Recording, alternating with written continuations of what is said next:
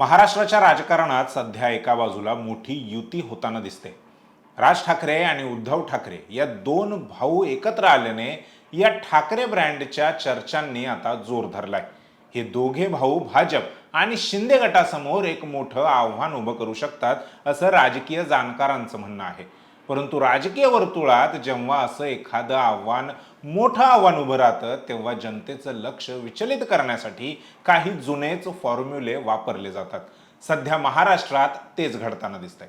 महापालिका निवडणुकीच्या तोंडावर पुन्हा एकदा हिंदू मुस्लिम कार्ड खेळलं जात आहे। बांगलादेशात जे काही घडतंय त्याचा महाराष्ट्राच्या राजकारणाशी तसा काहीही संबंध नसताना त्याचा वापर हा मतांच्या ध्रुवीकरणासाठी केला जातोय का? आज आपण यावरच सविस्तर चर्चा करणार आहोत। नमस्कार, मी संकेत आणि आपण पाहत आहात मुंबई आउटलुक। महाराष्ट्राच्या राजकारणात सध्या सर्वात जास्त चर्चेचा विषय असेल तर ती गोष्ट म्हणजे ठाकरे बंधूंची ऐतिहासिक युती। शिवसेनेतील फुटीनंतर मराठी माणसाच्या मनात एक प्रकारची सहानुभूती ठाकरेंबद्दल आहे, तर दुसरीकडे राज ठाकरेंची आक्रमक शैली आणि वक्तृत्व आजही तरुणांना प्रभावित करते। हे दोन्ही भाऊ एकत्र आल्याने मराठी कार्ड पुन्हा एकदा जोमाने चाललंय। ही गोष्ट सत्ताधारी भाजप आणि शिंदे गटासाठी धोक्याची घंटा मानली जात आहे, कारण ज्या हिंदुत्वाच्या मुद्द्यावर भाजपने शिवसेनेला घेरलं होतं त्या मुद्द्याला छेद देण्यासाठी मराठी अस्मिता हा सर्वात मोठा पर्याय ठरू शकतो। परंतु या ठाकरे फॅक्टरला शह देण्यासाठी काहीतरी वेगळं घडवून आणणं हे भाजपच्या दृष्टीने गरजेचं आहे आणि नेमकं याच काळात बांगलादेशातील घडामोडींचा उपयोग धार्मिक ध्रुवीकरणासाठी केला जाऊ लागला आहे। एवढंच काय तर मुंबई भाजपचे अध्यक्ष आमदार अमित साटम यांनी तर भर सभेत म्हटलं की जर ठाकरेंची सत्ता मुंबई महापालिकेवर आली तर मुंबईचा महापौर खान अर्थात कोणी मुस्लिम होईल, मुंबईचे रस्ते मोहम्मद अली रोड बनतील। यावरून भाजप आता कोणत्या थराला जात आहे हे लक्षात येत आहे। गेल्या काही दिवसांपासून तुम्ही सोशल मीडियावर काही धक्कादायक व्हिडिओ पाहिले असतील।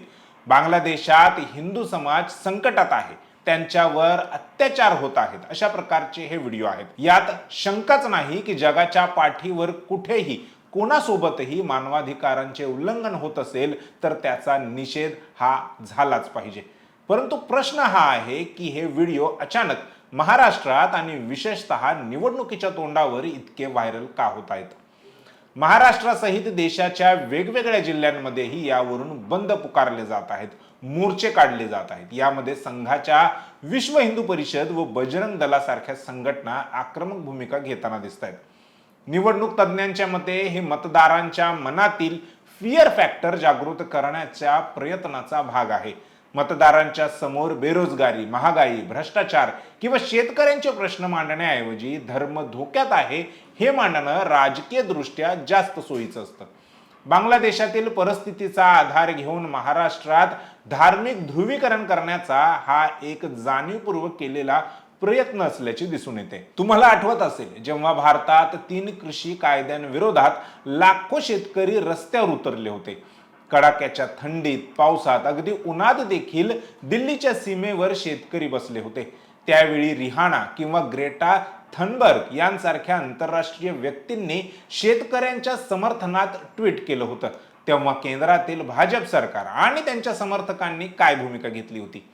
त्यांनी एकच सूर लावला होता की हा भारताचा अंतर्गत प्रश्न आहे आणि बाहेरील देशांनी किंवा व्यक्तींनी यात हस्तक्षेप करू नये।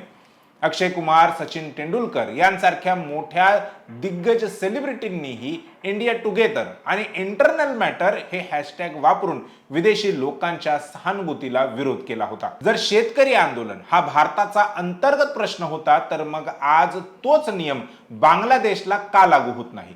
बांगलादेशात जे काही घडतंय तो त्या देशाचा अंतर्गत प्रश्न नाही का? जर भारताने शेतकरी आंदोलनावेळी जगाला हस्तक्षेप करू नका असं सांगितलं होतं तर मग आज महाराष्ट्राच्या गल्ली बोळात बांगलादेशच्या नावाने आंदोलन करणं, घोषणाबाजी करणं आणि त्यावरून इथल्या 2 समाजांमध्ये तेढ निर्माण करणं हा दुटप्पीपणा नाही का? जेव्हा सरकारला सोयीचं असतं तेव्हा तो अंतर्गत प्रश्न असतो आणि जेव्हा निवडणुका जिंकायच्या असतात तेव्हा शेजारच्या देशातील प्रश्न आपला धार्मिक मुद्दा बनतो। हेच आजच्या राजकारणाचं विदारक वास्तव आहे. आता सर्वात महत्त्वाचा प्रश्न, या सगळ्याचा फायदा कोणाला? महाराष्ट्रात आगामी काळात मुंबई, पुणे, ठाणे, नागपूर आणि नाशिक यांसारख्या 29 महापालिकांच्या निवडणुका आहेत. मुंबई महापालिका तर देशातील सर्वात श्रीमंत महापालिका आहे. तिथे उद्धव ठाकरेंचं वर्चस्व मोडीत काढण्यासाठी भाजप सर्वतोपरी प्रयत्न करत आहे. जेव्हा विकास कामांवर किंवा भ्रष्टाचारावर चर्चा होते तेव्हा सत्ताधाऱ्यांना उत्तर देणं कठीण होऊन जातं. परंतु जेव्हा चर्चा हिंदू मुस्लिम किंवा बाहेरच्या देशातील अत्याचार यावर वळते तेव्हा लोकांच्या भावनांना हात घालून मतदान मिळवणं हे सोपं होतं.